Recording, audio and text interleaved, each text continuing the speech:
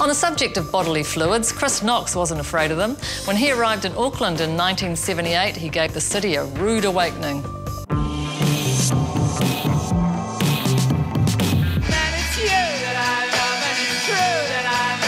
Chris Knox is well known for Not Given Lightly, a love song for his partner.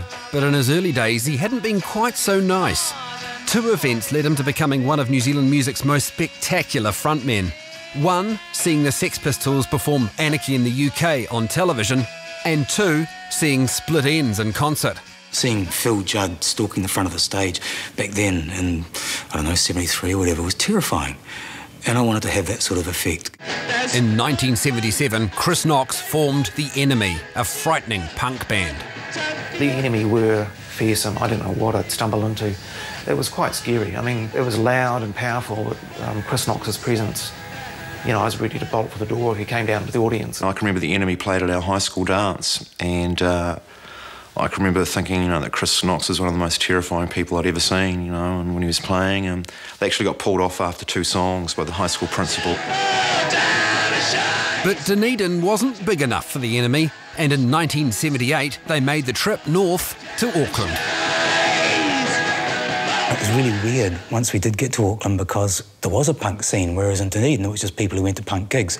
They still dressed in their big wide denims and their long hair and their beards and shit, whereas in Auckland you had to look like a punk as well, so that was pretty weird. It was like going to a different country.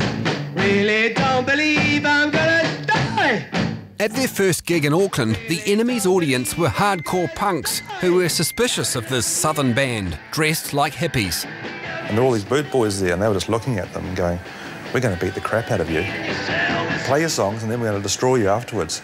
And 2/3 of the way through the set, Chris Knox got up and got a bottle out and slashed his arm. And these guys just looked at this band, and they were seriously impressed. As soon as I started slashing myself, the Auckland punks went, ooh, that's all right then, we can handle that. I just like to try and scare people back then, really, or weird them out. The slicing myself up was part of that. I wanted people to go home going, what the hell have we just seen? Jesus.